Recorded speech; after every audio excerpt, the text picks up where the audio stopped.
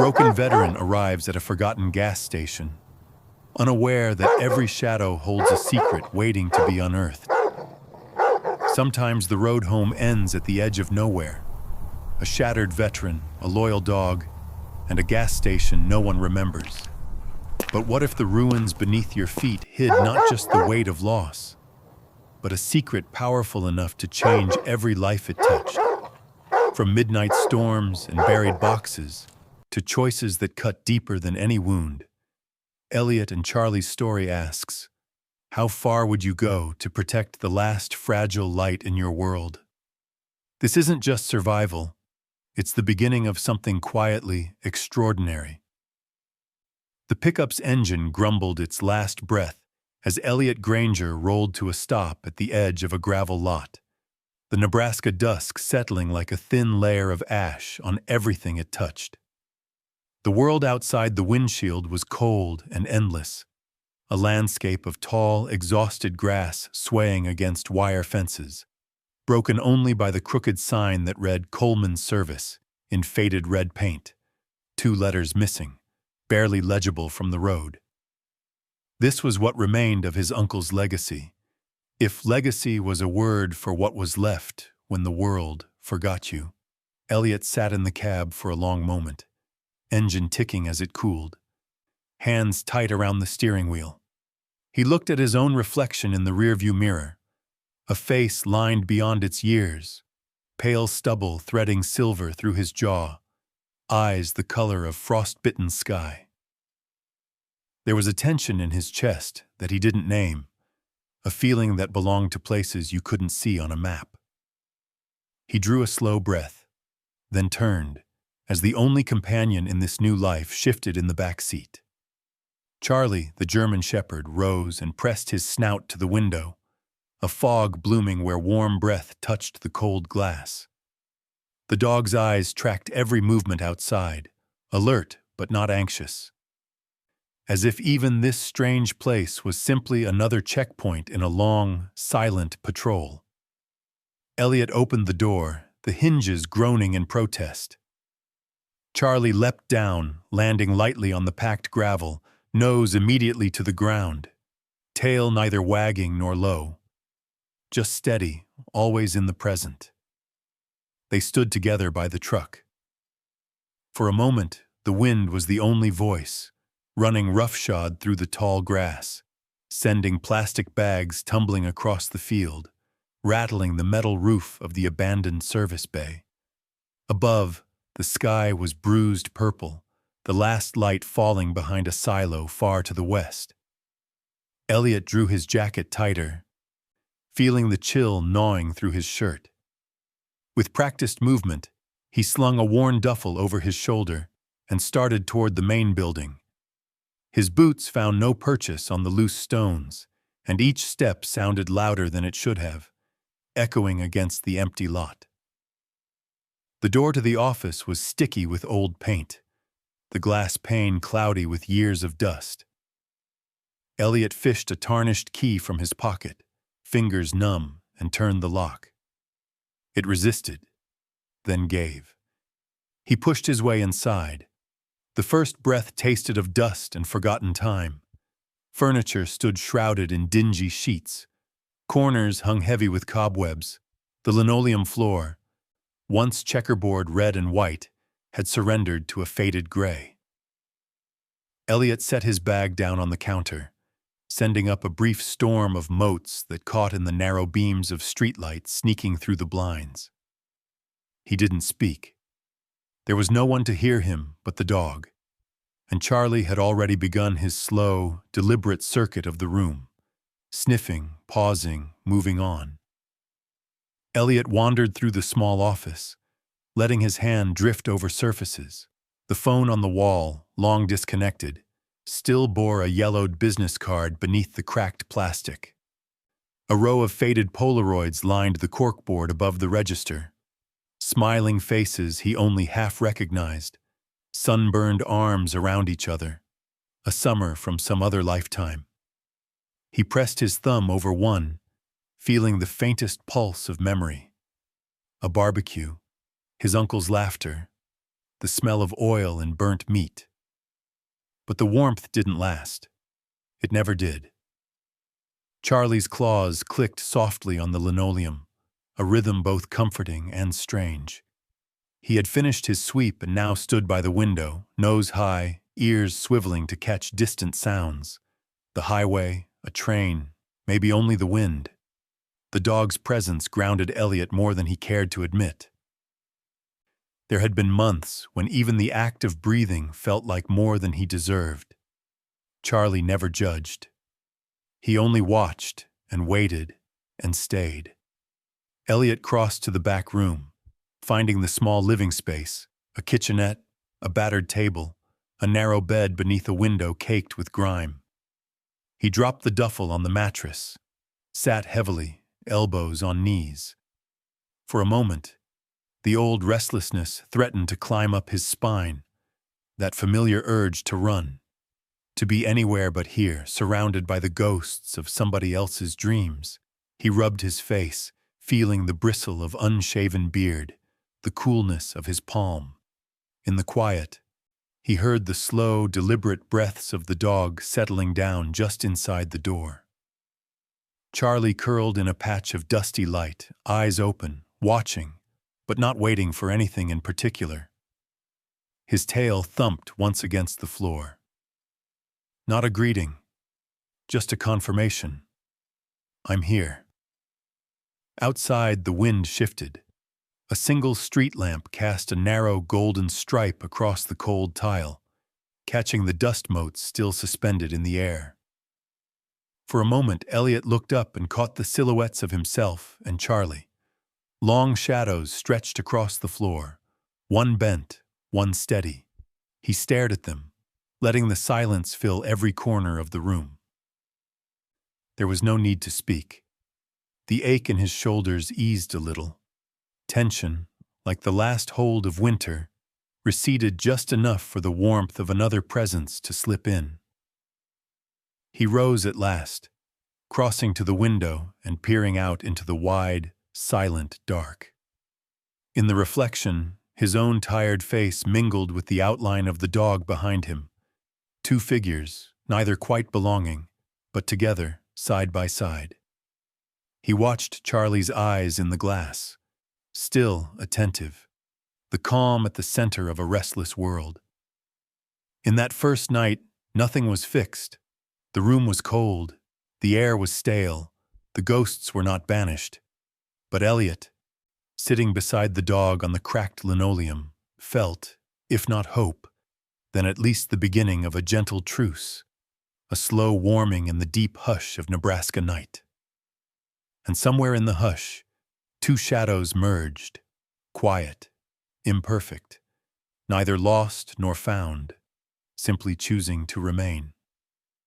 Morning arrived not with fanfare, but with a slow, uncertain glow that crept through the dirty blinds and laid itself across the floor. Eliot Granger awoke to the sound of wind humming along the eaves and the distant passing of a single 18-wheeler on the county road. For a moment, he didn't move. There was no urgency, no clock to punch, only the heavy awareness of a world that waited for nothing.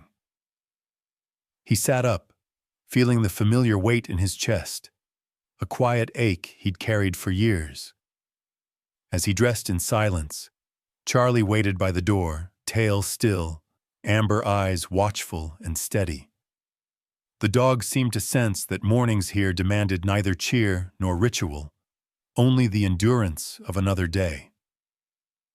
The station's main office felt colder than the night before.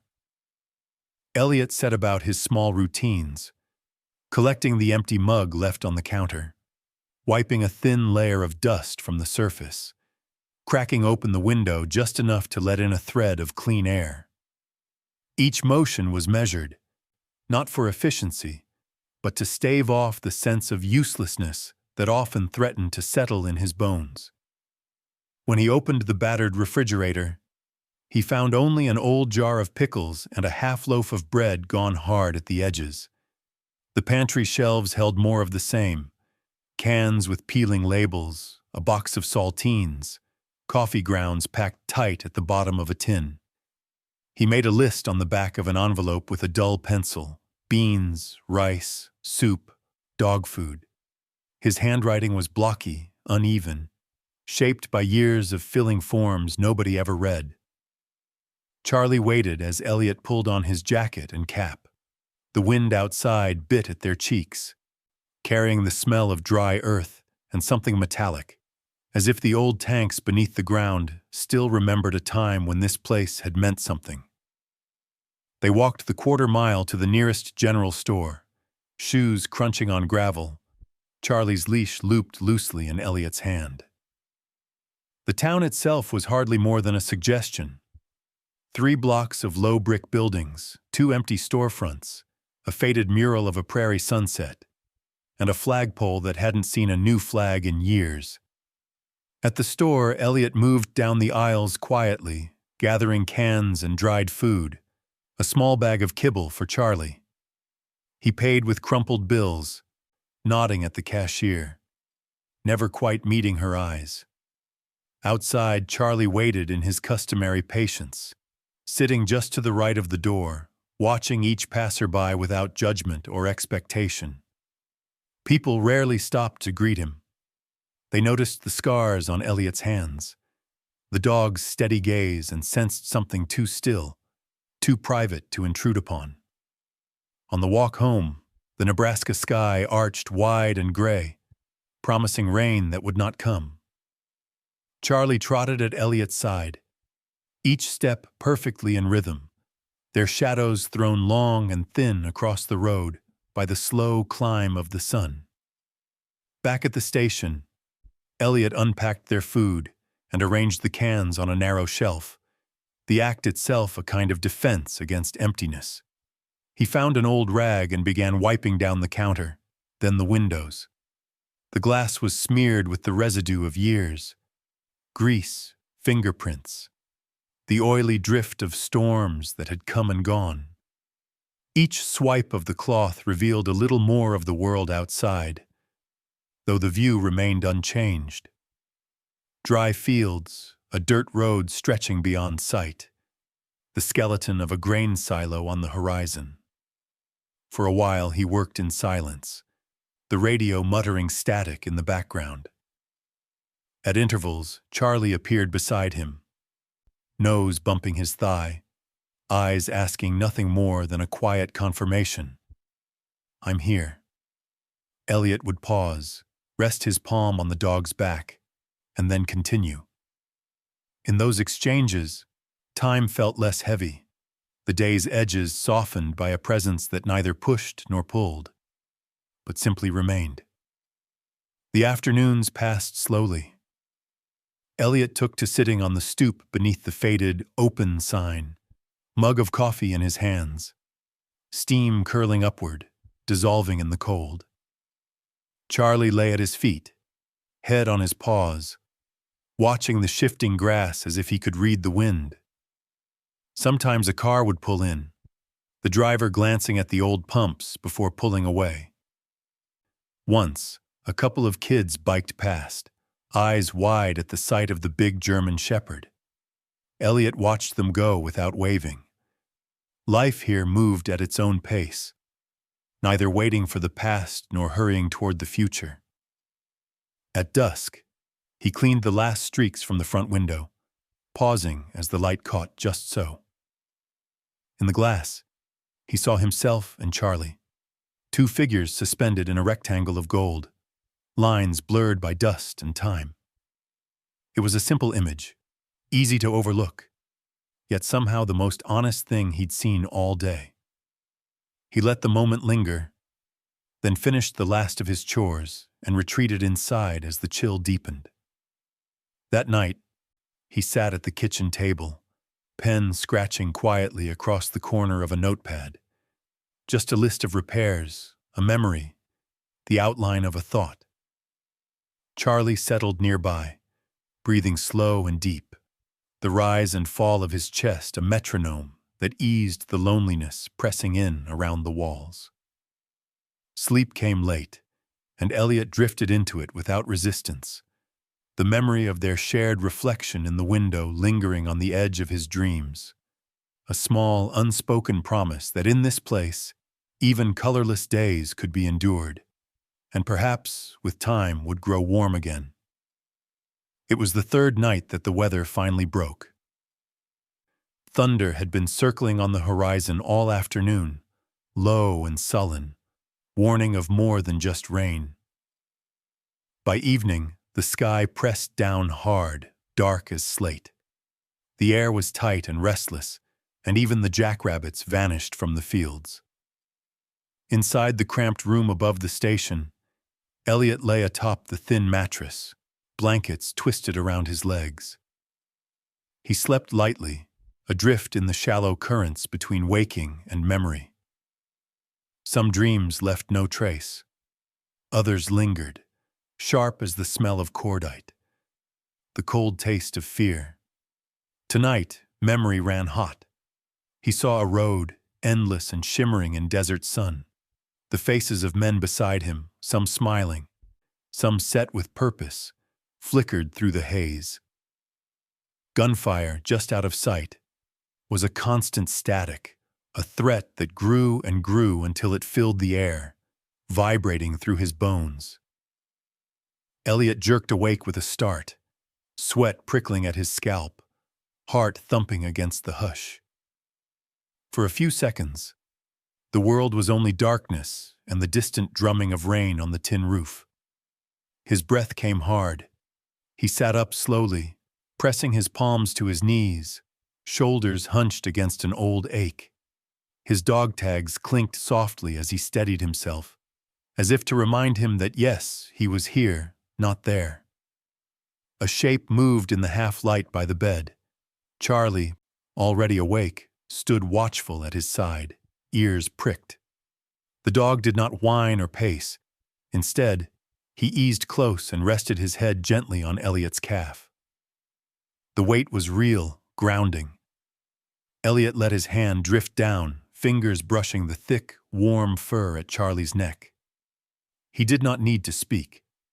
The comfort was in the contact, in the steady rhythm of another heart. Outside, rain battered the window in uneven bursts. The old station creaked and moaned, water running in silver rivers along the eaves. In the small kitchen, Eliot poured himself a glass of water, hands trembling. The mug rattled against the sink, a faint sound swallowed quickly by the storm. Charlie padded in, sat down nearby, and watched him with patient, unreadable eyes, lightning cracked, brief and violent, illuminating the space in harsh relief. For a heartbeat, every corner was exposed. The battered cupboards, the line of boots by the door, the faded photos taped above the sink.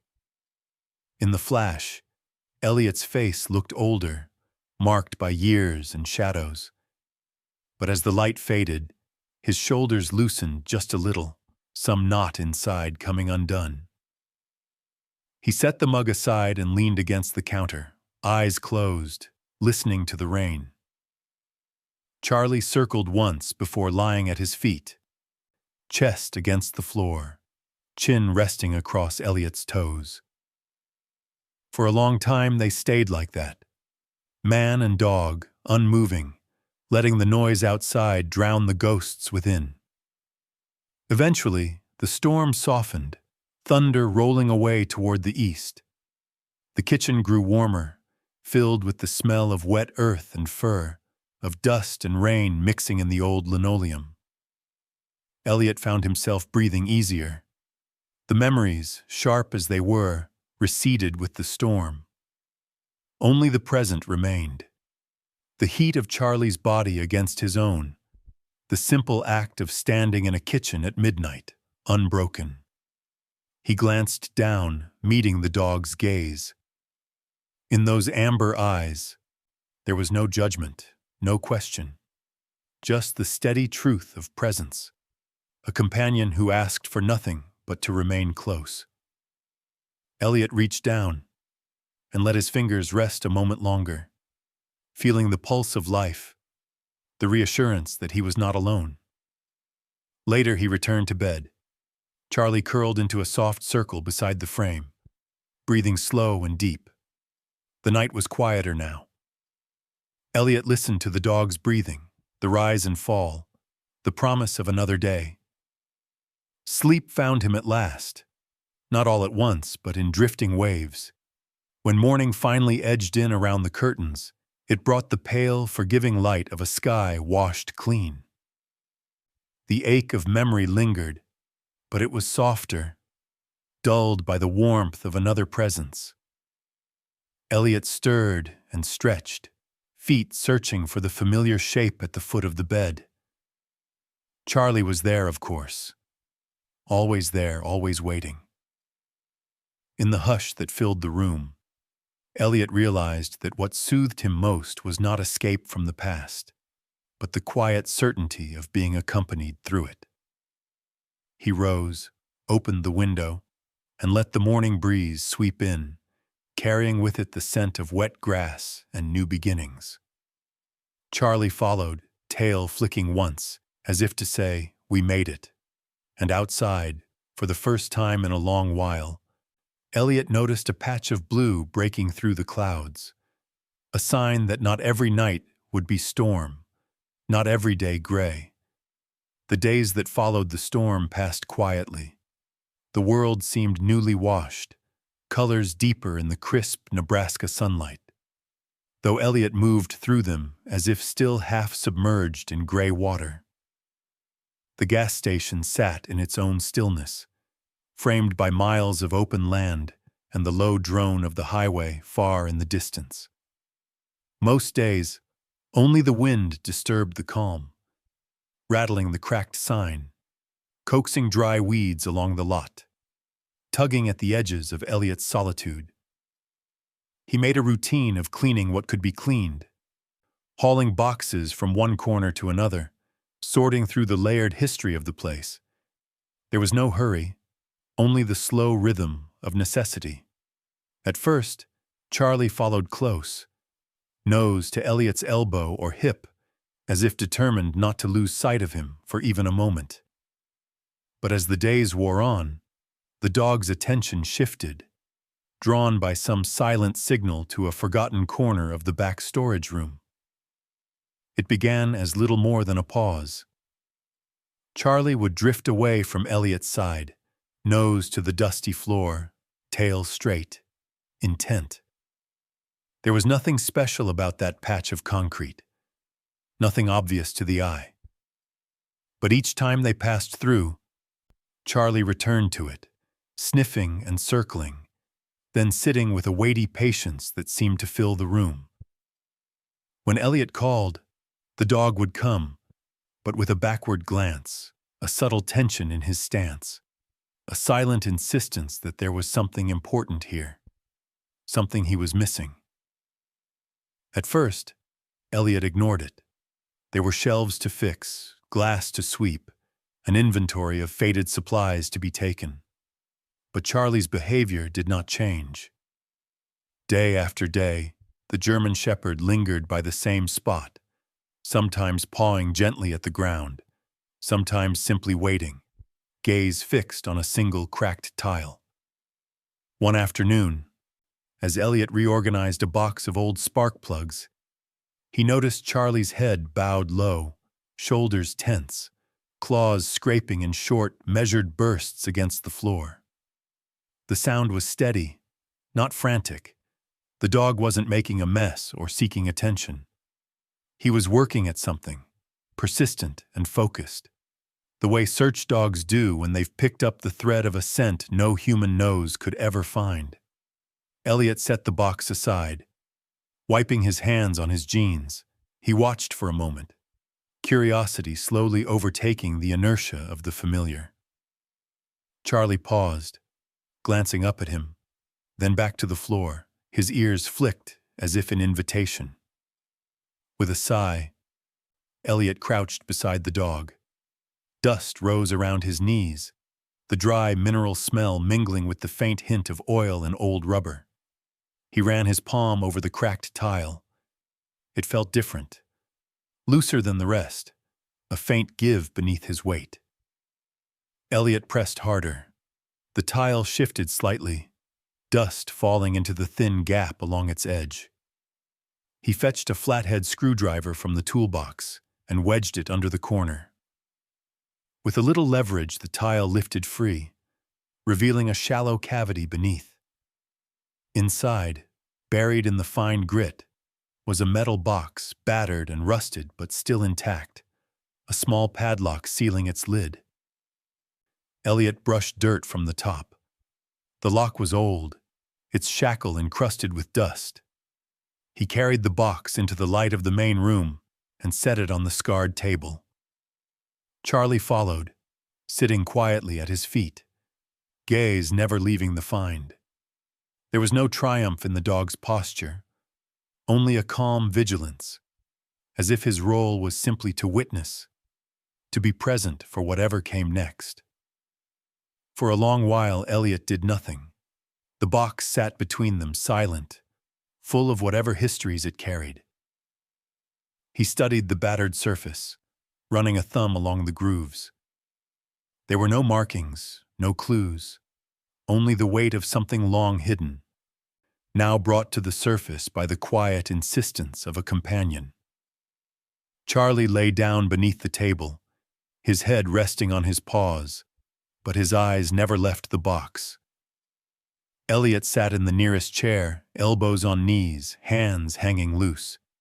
The afternoon light moved slowly across the floor, climbing the walls in golden streaks, softening the harsh lines of the room. Dust floated in the stillness, suspended, as if time itself had paused to listen. The urge to force the lock, to tear open the past, came and went. Instead, Eliot simply sat, letting the moment grow around him. He thought of all the things left unsaid between family, of words that could not be recovered, of secrets too heavy to carry alone. Charlie's breathing was slow, steady, a subtle reminder that some mysteries, once found, could wait a little longer for their answers. By evening, the box remained unopened. Eliot left it where it was, atop the table, and made coffee in the quiet kitchen. Charlie rose, stretching, and padded softly to his side. Together they moved through the last light of day, man and dog, two shadows falling across a battered floor, each taking comfort in the other's silent company. As darkness gathered at the edges of the station, Eliot paused, looking at the outline of his hand on the metal box, rough, scarred, but steady.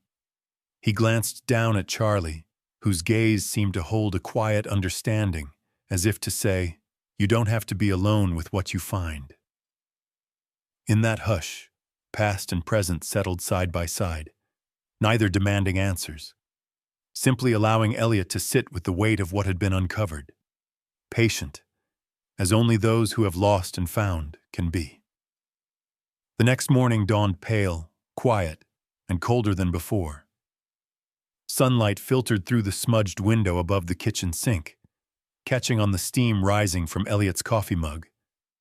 It had rained in the night again, and now the world outside was washed clean.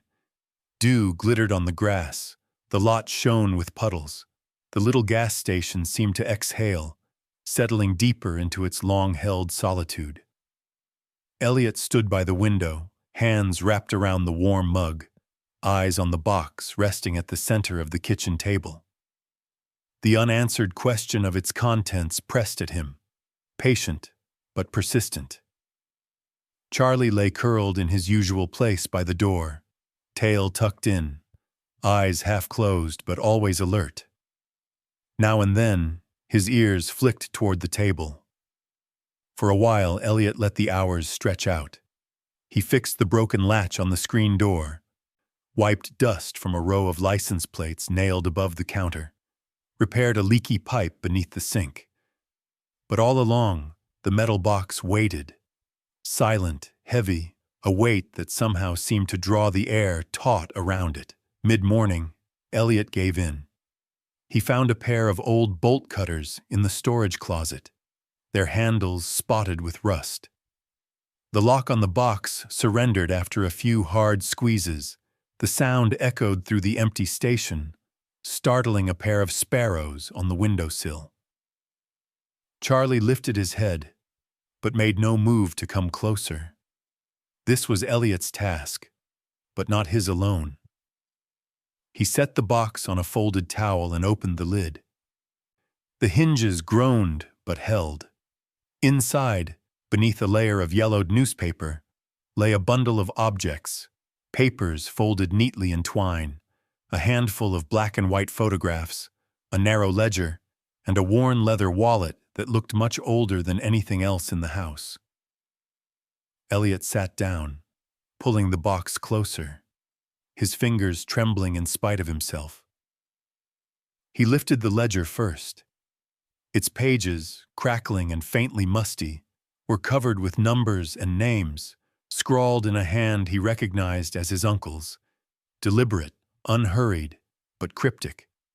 The numbers were large, sums that dwarfed the value of the old station, account numbers, dates, initials, notes in the margins. Transfer after close, C. Shepherd, do not tell Jane. Beneath the ledger, a series of photographs. His uncle, years younger, standing in front of a different service station, arm slung around a German shepherd. Others showed unfamiliar faces, men in suits, a woman in a nurse's uniform, a gathering around a long picnic table with beer bottles and sunlight in their eyes. There was one with a row of military men, all sharp-creased uniforms and wary smiles. Eliot's uncle among them, a little apart but proud. He turned each photo over, looking for clues in the fading ink. Dates, a first name, sometimes only a question mark. He set them aside carefully, forming a quiet gallery of strangers and memories on the table. Then came the wallet. It held a single folded letter, edges gone soft from years of handling. The handwriting inside was spidery, wavering between English and another language Eliot could only half decipher, Polish maybe, or Russian. At the bottom, a signature, unmistakably his uncle's, and a date from more than 30 years ago. There was mention of funds, of guardianship, and near the end, the words, "If you find this, you are meant to continue." Eliot laid the letter flat. His breath slowed, mind spinning as if the years had collapsed into this one hushed morning. Charlie, sensing the shift in the room, padded over and sat at his side. The dog gazed at the photos, then at Eliot, as if trying to read the weight in his posture. Eliot didn't try to speak. Instead, he reached out and let his palm rest gently on Charlie's broad head. The warmth and the pressure, the way the dog leaned into the touch without asking for more, steadied him. He picked up the ledger again and traced his finger along the numbers, the patterns just out of reach, familiar but elusive. He thought of all the times he'd watched others solve puzzles in the field, unraveling secrets from signals and code, and how often the hardest part was knowing where to begin. His uncle had hidden something, not just money, but a purpose, a map drawn in hints and half-remembered faces. On impulse, Eliot slid one of the photos toward Charlie. The image showed his uncle and an older shepherd in front of a battered patrol car, the dog's eyes bright and direct. Charlie sniffed at the image, tail thumping once, a quiet sign of recognition, or maybe just empathy.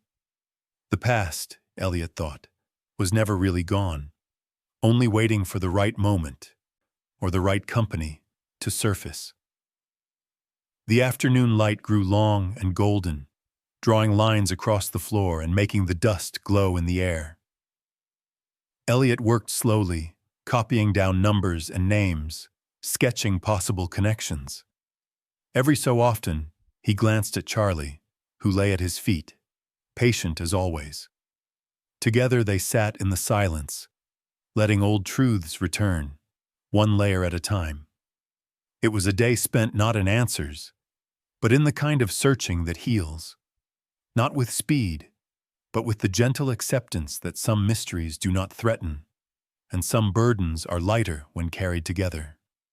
As evening settled, Eliot closed the box and sat quietly, hand on Charlie's fur, letting the memory of sunlight, the ache of discovery, and the steadiness of quiet companionship remind him that the journey forward might not be easy, but it would never be lonely again. The Nebraska sky faded into a cold, metallic dusk, streaked with thin ribbons of red and gold. Eliot Granger stood outside the station, mug in hand, watching the horizon flatten as night crept in. The wind had picked up, sweeping through the scrub and rattling the metal awning above the old pumps. Out here, sound traveled far. The distant bark of a neighbor's dog, a freight train's mournful whistle, the lonely hum of tires on the county road. But it was the silences that made Eliot uneasy, the subtle gaps that felt too empty, the pauses between passing cars that seemed to stretch a little too long. He sipped his coffee, eyes roaming the lot, mind still churning with the discoveries from the box, numbers, names, money that didn't fit the story he'd always been told.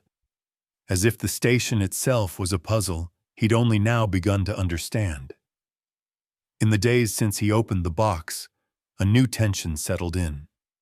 It was almost invisible, like the scent of ozone before a storm.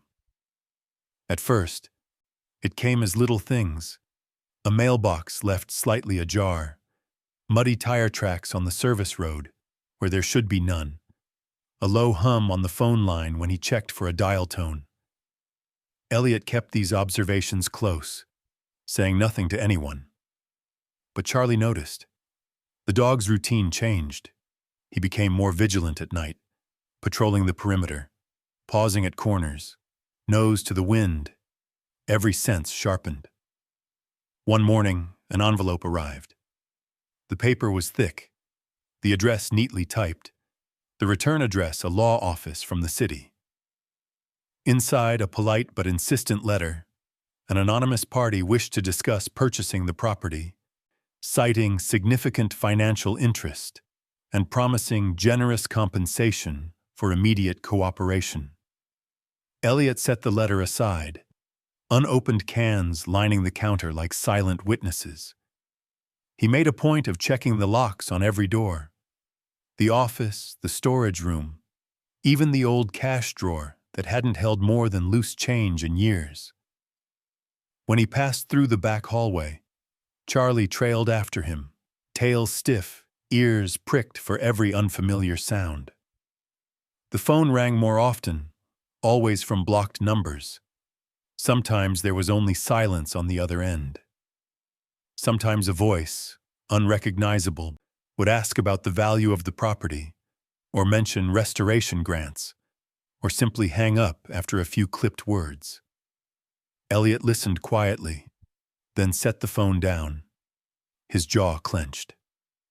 Charlie responded with his own quiet signals. At dusk, he would sit at the front door, head high, gaze fixed on the empty lot, as if expecting movement just beyond the reach of the light. In the middle of one night, Eliot found the dog stationed by the back window, silent and watchful. The world outside was dark, but Charlie's attention never wavered. One afternoon, as Eliot took inventory in the cramped storeroom, he noticed a draft, cold air seeping through the door he could have sworn he'd locked. He checked the frame. The bolt had been forced, barely noticeable but off by a hair. He stood still, hand tightening on the old hammer he carried.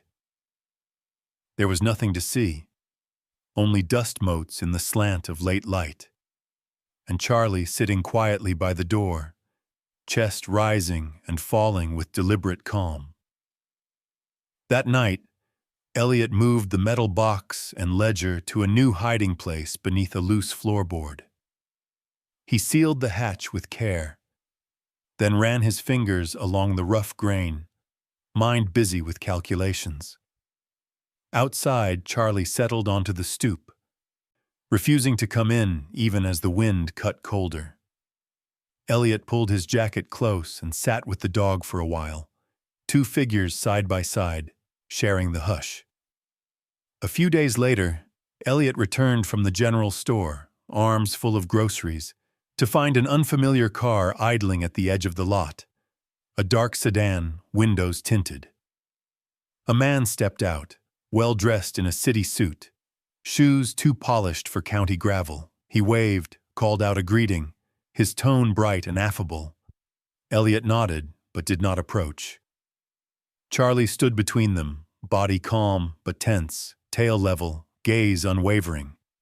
The man asked polite questions about business hours, about fuel prices, about local landmarks. He smiled easily, hands open, but his eyes never strayed far from the service bay doors or the side gate. When Eliot offered nothing but short answers, the man left a business card and drove away, tires spinning a little as he turned onto the road. Eliot watched until the taillights vanished, then tossed the card into the trash. That night, Eliot checked every lock twice. As he secured the doors, Charlie brought him something, an old ID card, faded and brittle, clamped gently in his jaws. The dog set it at Eliot's feet and stepped back, ears angled in question. Eliot knelt, examining the card. It bore his uncle's name, a photograph from decades before, and a number scrawled in ink on the back. An unfamiliar code, maybe, or a key. For a moment, Eliot sat there in the quiet, the dog at his side, a new thread to pull in the growing knot of secrets. The wind rose, rattling the windows. Eliot rested a hand on Charlie's head, feeling the warm trust beneath the fur, the steady presence that held him against the undertow. Pressure circled from the world outside, money, threat, temptation. But inside the station, under the low lamp glow, man and dog sat together, listening to the house settle, holding fast. In the stillness, Eliot understood. Whatever lay ahead, he would not meet it alone. And sometimes, the smallest gestures, an old card, a silent vigil, the brush of fur against a hand, were the truest kind of warning, and the best defense a wounded heart could find. The night after the stranger's visit, Eliot found sleep hard to claim. The station, usually quiet in its own way, seemed to pulse with unsettled energy. Wind howled across the empty plains, rattling the glass, stirring the loose siding so that the whole building seemed to shiver. Shadows moved along the ceiling, old ghosts made restless by the shifting world outside. Eliot sat at the kitchen table, the ledger open in front of him, a lamp throwing a small pool of light into the gloom. Around him, the room was littered with the detritus of another day, worn receipts, scraps of repair notes, the untouched mug of coffee gone cold. Charlie lay curled beneath the window, chin resting on crossed paws, his gaze flicking now and then from Eliot to the darkness outside. Pressure pressed in from every direction, the memory of the city man's gaze, the persistent calls and letters, the growing certainty that someone, somewhere, believed there was more to the old gas station than met the eye. The number on the back of his uncle's card nagged at Eliot, a mystery at the edge of understanding. But it was not the threat that kept Eliot from sleep. It was the question, deep and quiet, of what all this was for. Why fight for a place that was little more than a monument to faded dreams? Why resist the lure of money, escape, and easy silence? His hands, large and rough, traced circles in the grain of the table. The notion of selling lingered, a temptation both rational and hollow. He stared at his reflection in the dark window. For a moment, he saw not himself, but the younger man he once was, before loss, before the dust of war and the slow dimming of hope. That boy would have wanted to run, but age and pain and the slow earning of endurance had changed him. He wanted, this time, to stay. He reached for his old pocket watch, a battered silver thing that had belonged to his father, then to him. He clicked it open. The hands ticked slow and steady, indifferent to worry.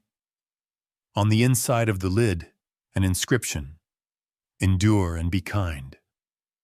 Words he'd read 1,000 times and still struggled to practice. As if summoned, Charlie stirred. The dog rose, shook himself free of sleep, and crossed the room to Eliot's side. For a moment, he simply sat, studying Eliot with those patient, steady eyes. Then, with the ease of long practice, Charlie pressed his head against Eliot's thigh, a small, warm weight. Eliot let his hand drop to rest on the dog's fur, feeling the reassurance there, the steady heartbeat beneath his palm. For a long time they stayed like that. No words, no answers, only the slow, inevitable thawing of something frozen. Eventually, Eliot stood and moved to the old armchair by the front window. He watched the moon slip through the clouds, casting blue shadows over the field. Charlie followed, settling beside the chair, his breathing deep and calm. In that silence, Eliot found space to think. He pictured the gas station not as it was, but as it could be. Not a fortress against the world, but a refuge. He imagined the ledger's numbers not as chains, but as keys, means to something beyond survival. Not for escape, but for building, for giving, for honoring the stories of those who had passed through and those still to come. The night grew long. The clock on the wall clicked on, then off. At some point, Eliot dozed, waking to the first blush of dawn pushing against the edge of the world.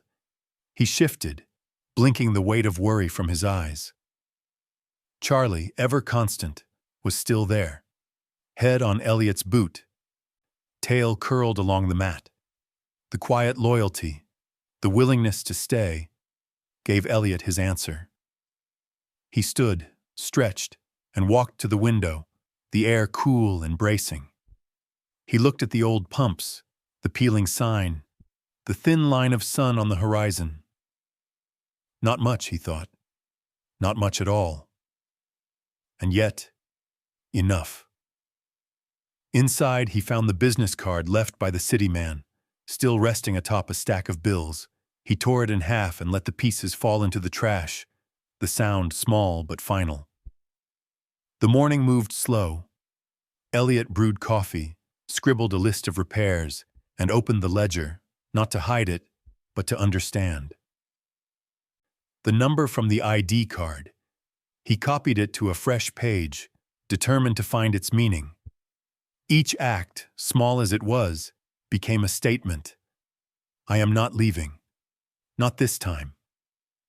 Charlie trotted in and out, carrying a chew toy found behind the counter, occasionally glancing at Eliot, then returning to his quiet post by the door. When Eliot paused, the dog pressed close, tail flicking gently, a silent affirmation of the choice made.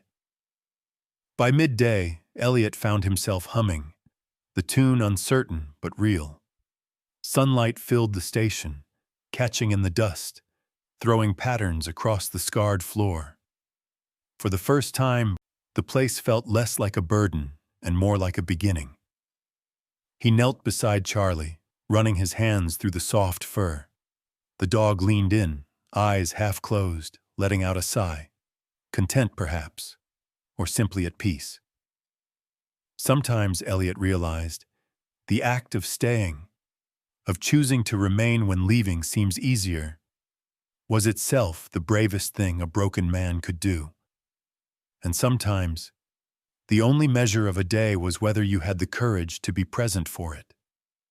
The weight of decision, once crushing, had become something else. a steady warmth, no longer a chain, but a kind of embrace. In that, Eliot found a hope quiet enough to believe in, and strong enough to last.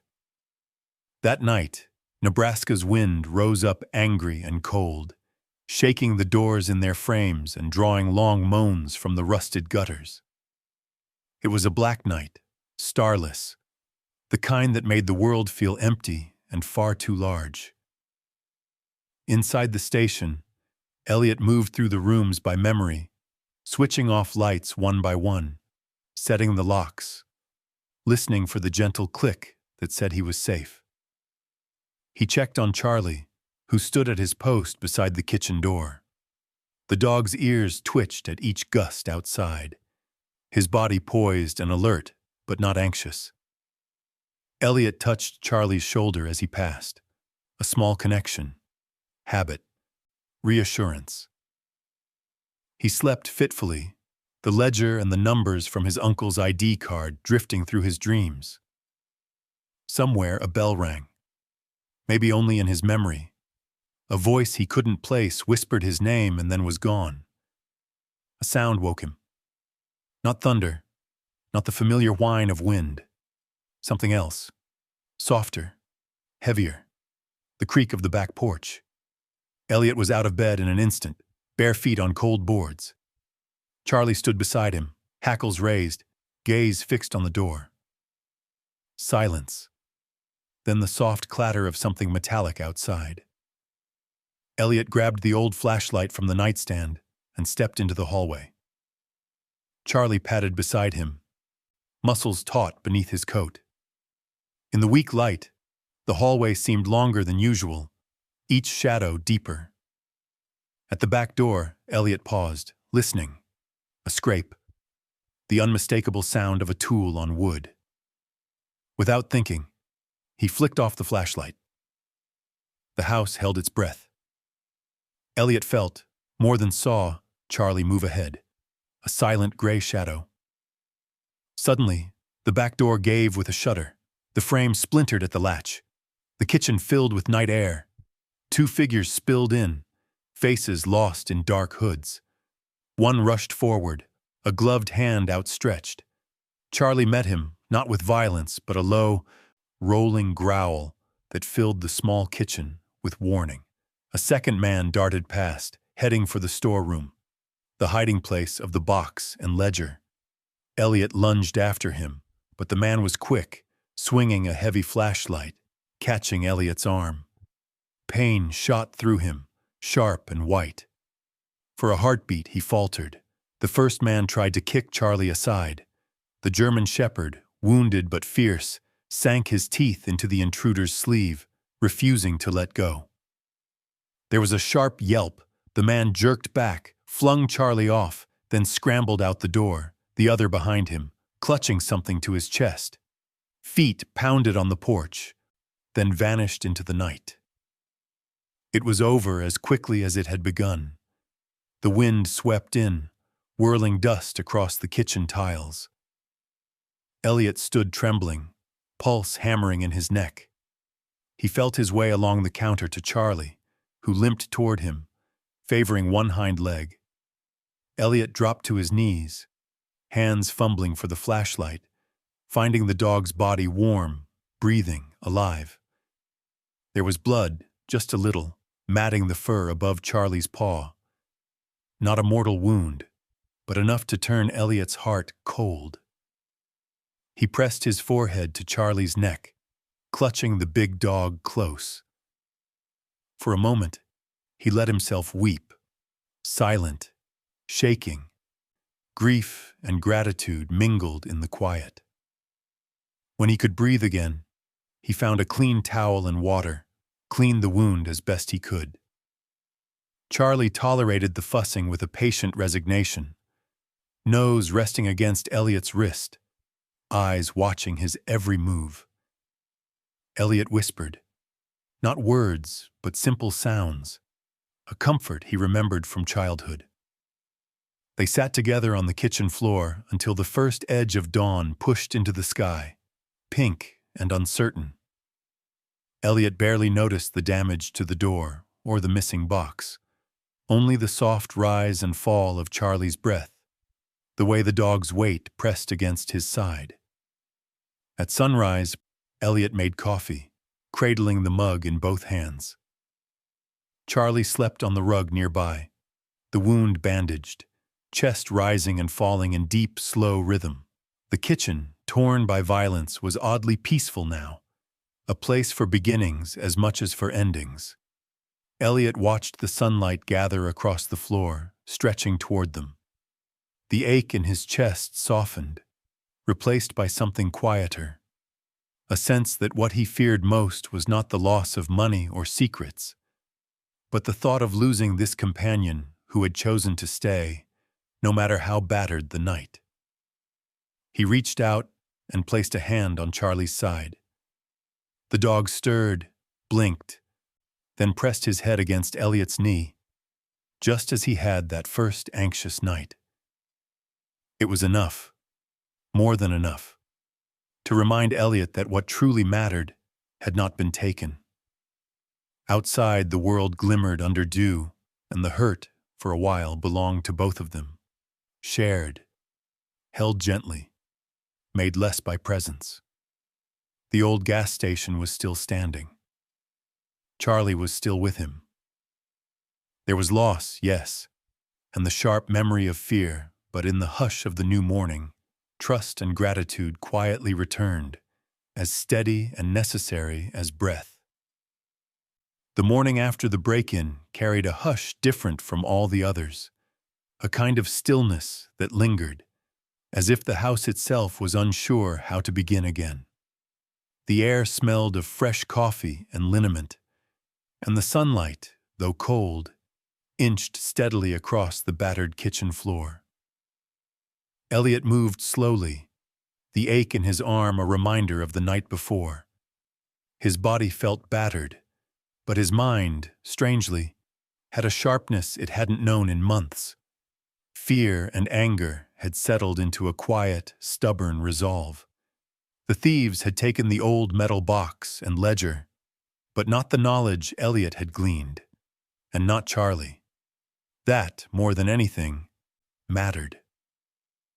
Charlie's wound was minor, but Eliot checked it carefully, dabbing at the crusted blood, replacing the dressing with gentle hands. The dog endured every touch in silence, eyes fixed on Eliot's face as if to say, "We're not finished." When Eliot finished, he pressed his forehead to Charlie's, letting the warm dog's smell and slow breath remind him of everything that endured. Outside, police lights flickered once, then faded as the officers left. Friendly enough, apologetic, but with little to offer beyond hollow reassurances. Eliot thanked them, closed the battered door behind them, and then stood in the middle of his station, staring at the shafts of dust-filled light slanting down from the windows. He knew, somehow, that what had been taken was only part of the story. Fragments of memory, his uncle's voice, the faint scrawl on old photographs, the number on the back of the ID circled in his mind. He gathered every document that remained, every faded receipt and scrap of handwritten code, and spread them across the scarred dining table. Charlie watched from his mat, head resting on his paws, eyes unwavering. It took the better part of the day. Eliot worked in silence, tracing the same numbers again and again, searching for a pattern. Occasionally, he would pause to scratch Charlie behind the ears or to sip cold coffee, letting his thoughts drift. The house, battered but unbroken, held its breath. As dusk gathered, a realization arrived. Not with a jolt, but with a slow certainty. The number from his uncle's ID wasn't a password or account number, but a key. A safe deposit box in a small-town bank 2 counties over. One Eliot had driven past 100 times and never entered. There were other clues, too. Letters from veterans, old receipts for dog food donated to local shelters, and a faded envelope addressed to E.G., to be opened only when you're ready. Inside the envelope was a single sheet of paper, yellowed and delicate. The handwriting was his uncle's, more careful than usual. "If you're reading this, it means you chose to stay. I didn't build this place to hide money or secrets. I built it for people who needed a second chance. There is a trust, enough to carry you and more. Use it for them. And don't do it alone. A place isn't worth much without someone to share it." Eliot read the note twice, then a third time, letting the words sink deep. For a long time he sat in silence, only the gentle tick of the wall clock and the soft breathing of Charlie marking the minutes. He rose at last, took down the station's faded calendar, and began a new page. He made lists, not of debts or repairs, but of ideas: a food pantry for local veterans, a small kennel for rescue dogs, a community room with a long table and a coffee pot always on. He thought of all the times he'd wished for a place to go, a door to walk through, a hand on his shoulder. Maybe now he could build that place for someone else. Charlie limped over and settled by Eliot's side. The dog's wound would heal. Already he walked with more confidence, eyes brightening when the late sun slanted through the window. Eliot ran a hand along the strong back, feeling again that silent pledge. Whatever comes, we go forward together. As the first stars blinked awake over the fields, Eliot stepped outside, hands in his pockets, face turned toward the cold night. The gas station stood behind him, no longer a tomb for other people's memories, but a house waiting for laughter, for voices, for life. Inside, he found a small savings book with his uncle's name, and, beside it, a trust document naming Eliot as the sole beneficiary, but only upon fulfillment of the mission. The amount was staggering, enough to fix everything, to start something new. Eliot let the relief settle. There was grief, too, and gratitude. Mostly there was an odd lightness.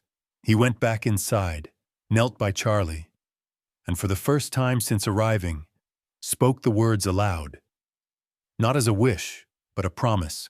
We're staying, and we're opening the door. Charlie licked his hand, tail wagging in quiet agreement.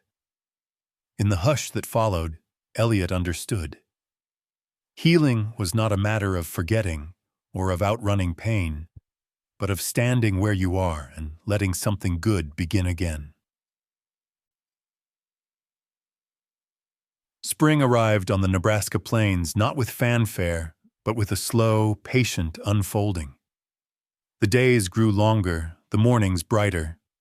Grass pushed through old cracks in the lot, and a light breeze carried the scent of thawing earth and distant rain. The old gas station, once choked with shadows and dust, softened at the edges, sunlight lingering on fresh paint, windows wiped clean, flower pots perched along the steps. Eliot Granger worked quietly, always with Charlie by his side. The station transformed not in sudden bursts but in steady increments. One pane of glass replaced, then another, a new sign hung with careful hands above the door. Inside, Eliot rearranged shelves, filled the coffee pot before dawn, and spread out a basket of day-old bread for anyone who needed it. There was never a grand opening. The door simply stayed unlocked, the lights left on, a signal to travelers and neighbors alike.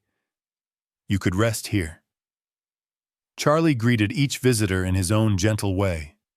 No barking, no theatrics. Just a steady presence, a soft gaze, a warm nudge of his head. People paused at the threshold, uncertain at first.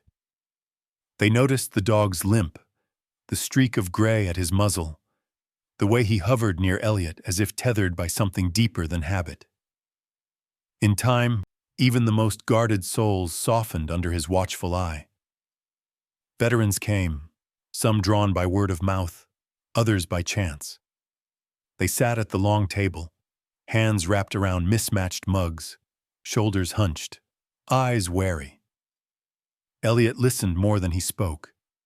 He poured coffee, nodded at old stories, offered a hand when needed but never forced conversation.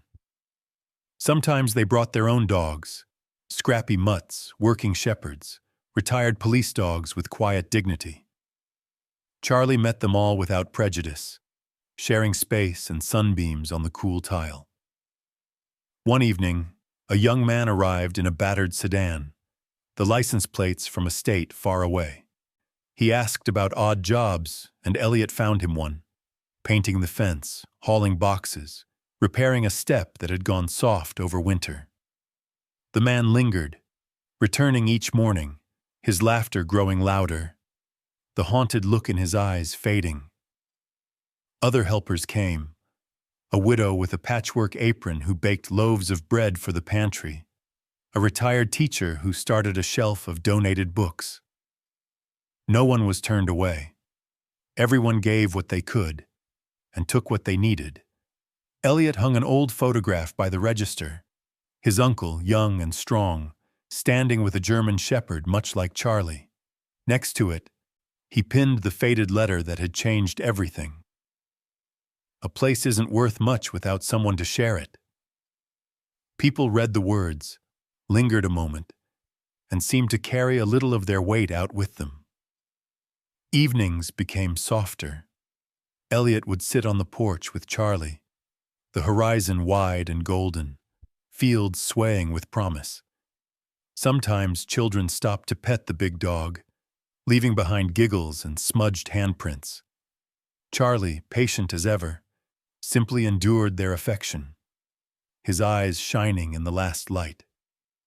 Eliot felt his own edges smoothing, pain softening into memory, regret into quiet gratitude. He thought of the ledger, the trust, all that money. Most of it had gone, transformed into groceries, medicine, repairs for old trucks, and new kennels for rescue dogs. It never felt like a loss. Each day, he watched the station fill, sometimes with voices and laughter, sometimes only with the hum of solitude and the ticking of the clock. The work never ended, but it no longer felt heavy. There was meaning in the repetition, the steady rhythm of giving, and in the knowledge that what he rebuilt was not just a place, but a promise. Some nights, Eliot would walk through the darkened station, checking the locks one last time. Charlie trailed at his heels, nails tapping softly on the tile. At the window, Eliot would pause, looking out at the field where the headlights of a passing truck cut a bright line through the dusk.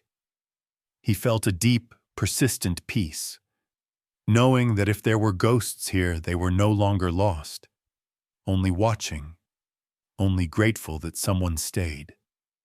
On the first true day of spring, Eliot brewed an extra pot of coffee and set out a plate of biscuits.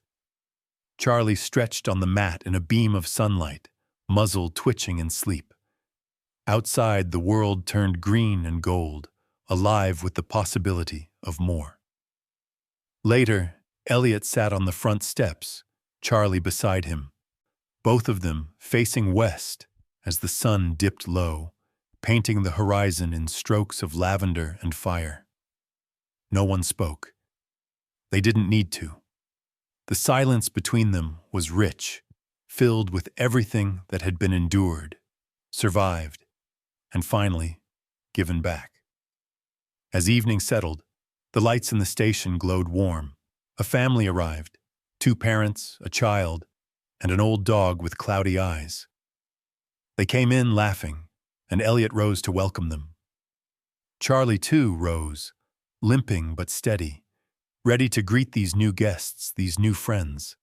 And as the sky deepened, Eliot understood that legacy was not something left behind, but something made every day, in small kindnesses and steady presence, in holding open a door and refusing to give up hope.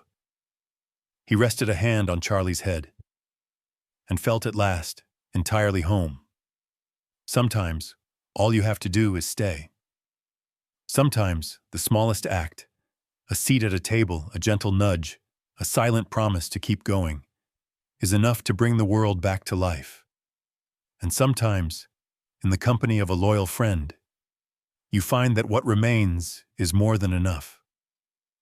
In the quiet that follows every storm, we find what truly endures: the steady presence of a friend, the small kindnesses that carry us through the hardest days, and the courage to open our doors to others, even when we're uncertain ourselves. Eliot and Charlie's journey reminds us that healing is rarely loud or swift. It unfolds in shared silences, in the warmth of a steady gaze, in choosing every day to stay. If you've ever found hope in an unexpected place, or a companion who helped you weather the darkness, we'd be honored to hear your story below. Your words might be the gentle light someone else is searching for. Thank you for walking this path with us, and for believing, even quietly, that kindness still matters.